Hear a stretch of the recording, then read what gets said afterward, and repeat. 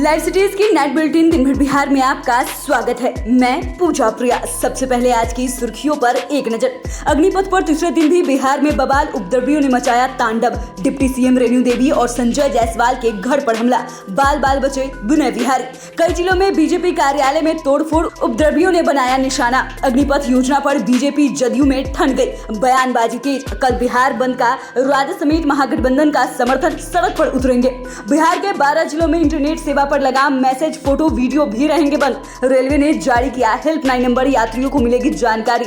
Bihar cabinet में 17 एजेंडों पर लगी मुहर। पटना में बनेगा 5 स्टार होटल। सिवान में सीएसपी संचालन की गोली मारकर हत्या, जांच जारी। और बिहार में बाढ़ से बचाव की तैयारी शुरू, 20 जिलों में 25 टीमें तैनात। अब खबरें विस्तार से। भारत सरकार की अग्निपथ योजना के विरोध में तीसरे दिन भी बिहार के कई जगहों पर उग्र प्रदर्शन हुआ। बेतिया, बक्सर, आरा, दानापुर और पटना समेत कई जिलों में भारी विरोध हुआ।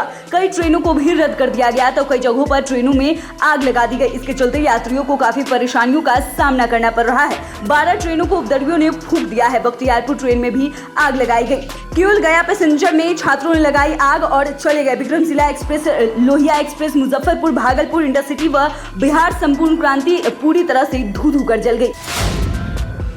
भारतीय सेना में भर्ती के लिए केंद्र सरकार द्वारा लाई गई अग्निपथ योजना का पूरे बिहार में जबरदस्त विरोध हो रहा है। बेतिया में भी अग्निपथ योजना का विरोध किया गया। इसके विरोध में प्रदर्शनकारी सड़क पर उतरे और जमकर बवाल काटा। इस दौरान भाजपा के नेता निशाने पर रहे। उप मुख्यमंत्री रेणु देवी और प्रदेश अध्यक्ष संजय जायसवाल के घर को निशाना बनाया गया। प्रदर्शनकारियों ने दोनों के घर पर हमला बोल दिया। वहीं भाजपा विधायक विनय विहारी को भी आंदोलनकारियों ने निशाना बनाया। बीजेपी नेता की गाड़ी में आग लगा दी गई।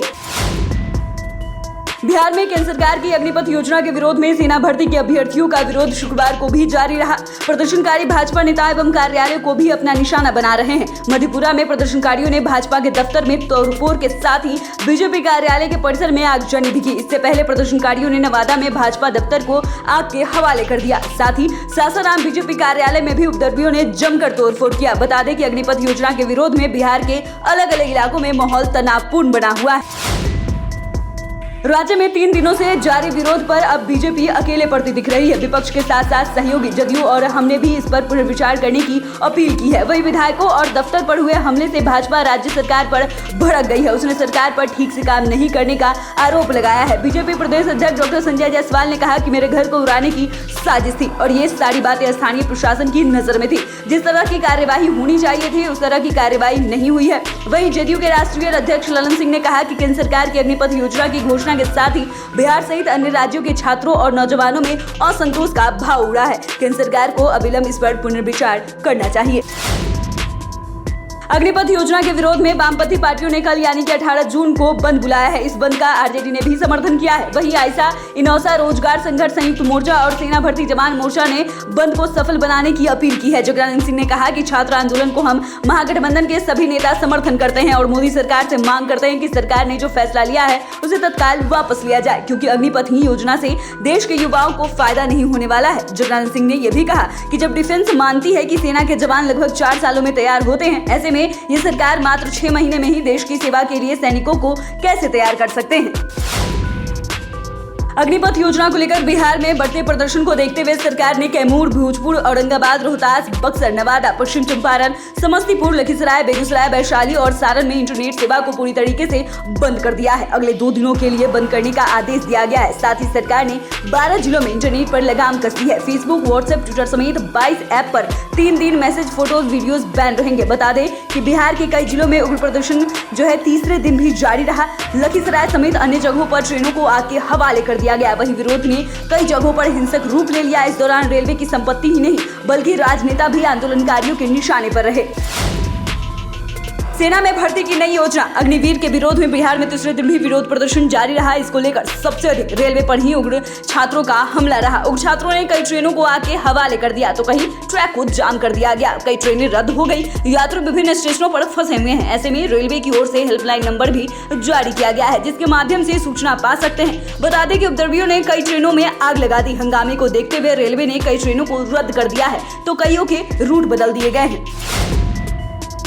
बिहार कैबिनेट की बैठक में 17 एजेंडों पर मुहर लगी है। बिहार स्टार्टअप नीति 2022 को कैबिनेट की मंजूरी मिल गई है। वहीं पर्यटकों की सुविधा के लिए 5 सितारा होटल का निर्माण किया जाएगा। कैबिनेट मीटिंग की जानकारी देते हुए कैबिनेट विभाग के प्रधान सचिव एस सिद्धार्थ ने कहा कि राज्य की कैबिनेट ने 17 एजेंडों पर मुहर लगाई है, जिसमें मान्यता प्राप्त इंटर महाविद्यालय को उनकी संबद्धता का विस्तार 31 दिसंबर 2022 तक कराने का निर्णय लिया गया है। Hotel Pataliputra Ashok Bankipur bus stand परिसर एवं सुल्तान पैलेस की भूमि पर 45 वर्ष की लीज के तहत 5 सितारा होटल बनेगा। वहीं पशु चिकित्सक महाविद्यालय में पढ़ाई कर रहे चिकित्सकों के मानदेय में बढ़ोतरी का भी फैसला लिया गया है।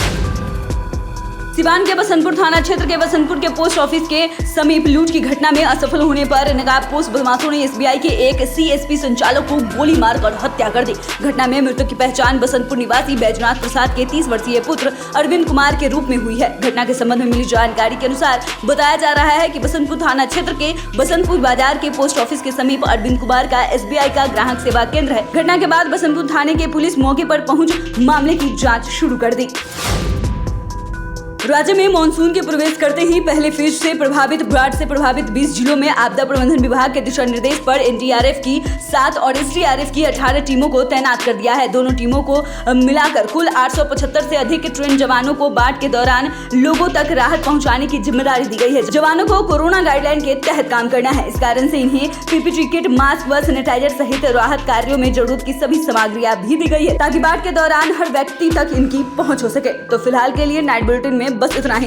बाकी की तमाम खबरों के लिए बने रहे हमारे साथ। चैनल को सब्सक्राइब करें, फेसबुक पेज को लाइक करना ना भूले। वीडियो देखने के लिए आपका धन्यवाद।